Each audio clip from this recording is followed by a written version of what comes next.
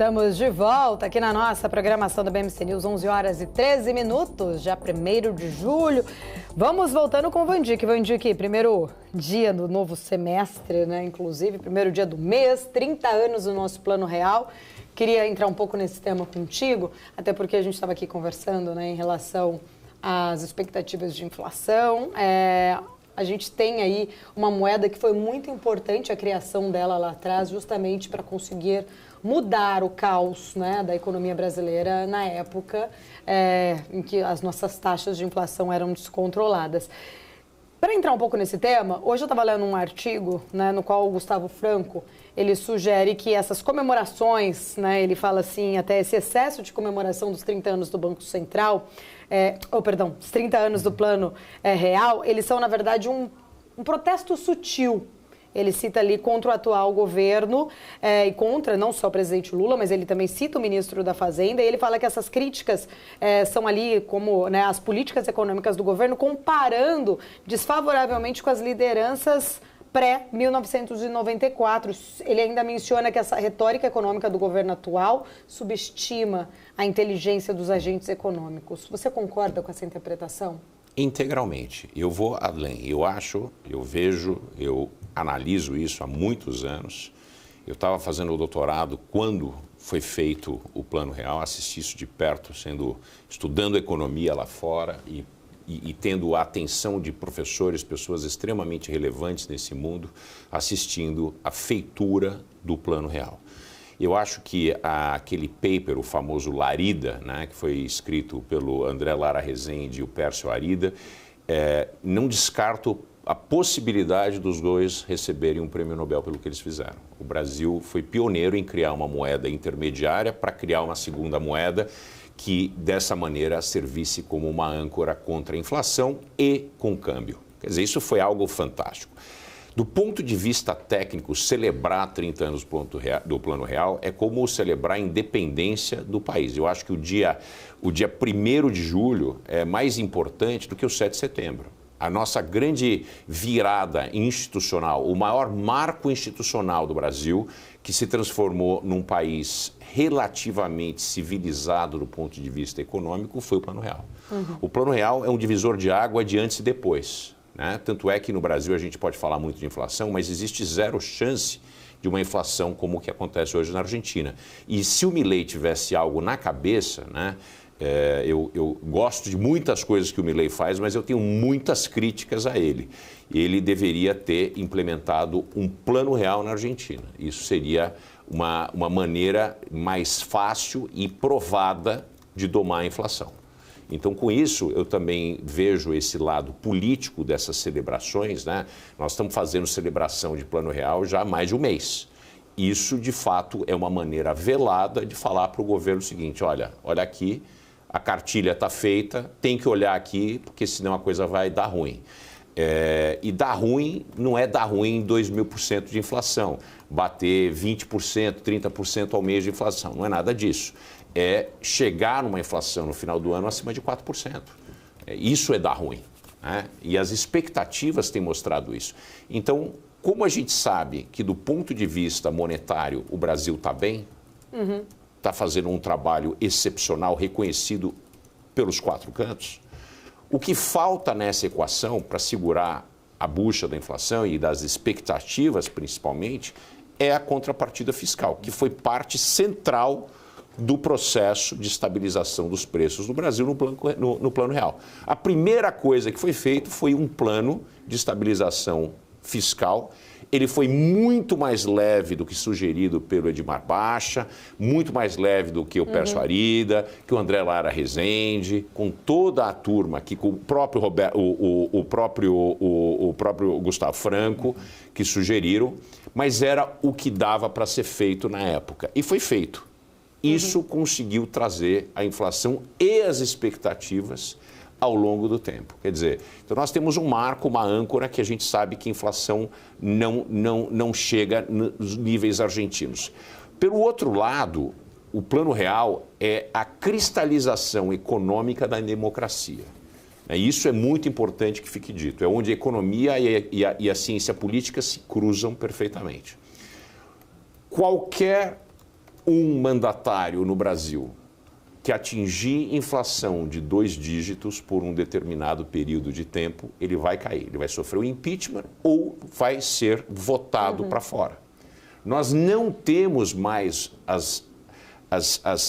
cegueira da pré-democracia, onde governantes podiam tomar a decisão de monetizar a dívida, como foi feito nos anos 80, né? E que nós chegamos a descalabrosos números de 3.000% de inflação anual.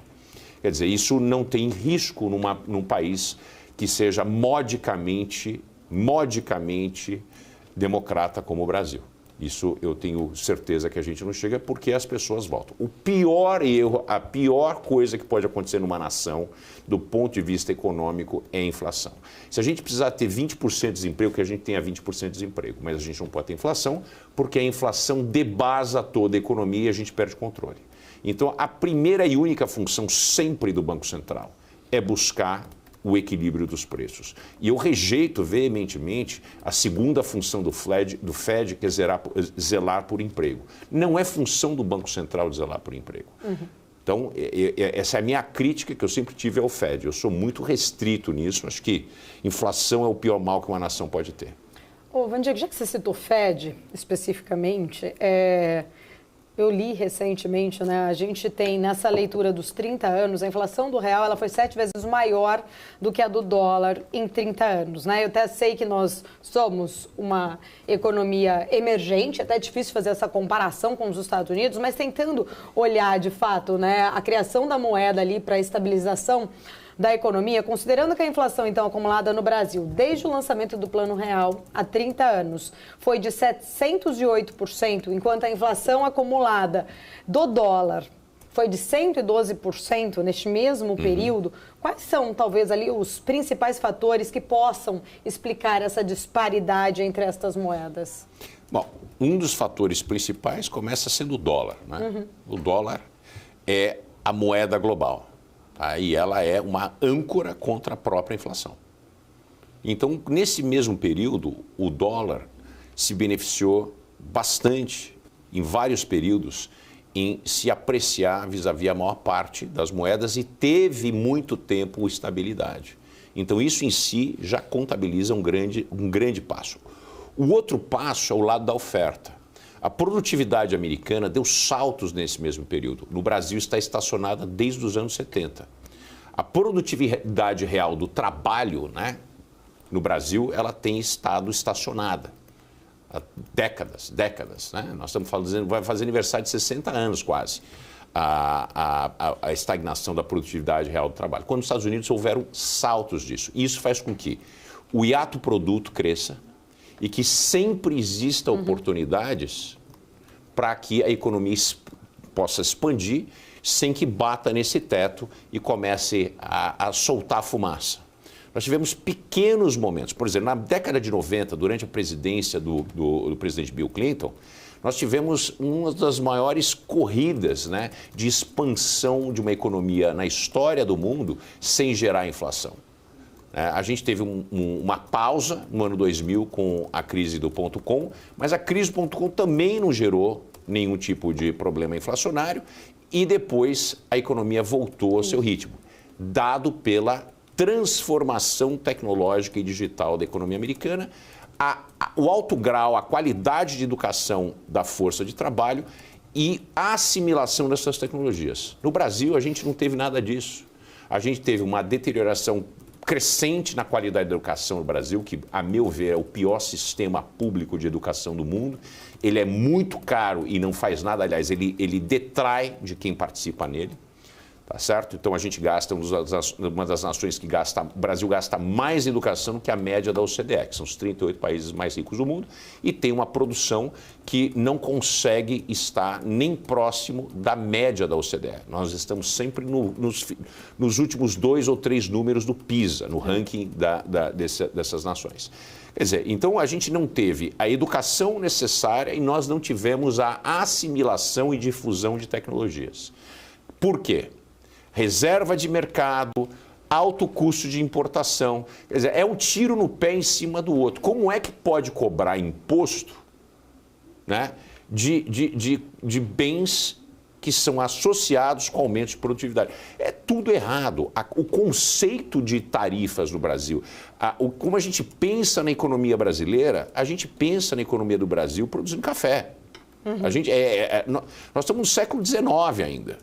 A mentalidade do brasileiro médio e do brasileiro que ocupa lugar no governo é uma mentalidade do século XIX. E a gente precisa abrir mão dessa mentalidade que o Roberto Campos, avô, né, um dos maiores pensadores brasileiros, chamava de nacionaloide. Exigência de produção doméstica, importa tudo isso, é muito mais barato fazer isso e coloca para ser produtivo e educa as pessoas em alinhamento com as demandas do mercado. Foi isso que os Estados Unidos fez. Isso impacta diretamente a economia, isso reduz a inflação, porque aumenta a produtividade. Isso é muito importante. No Brasil não se fala em produtividade. A gente ignora esse elefante dentro da sala. Na verdade, a gente se esforça pouco para muito melhorar pouco.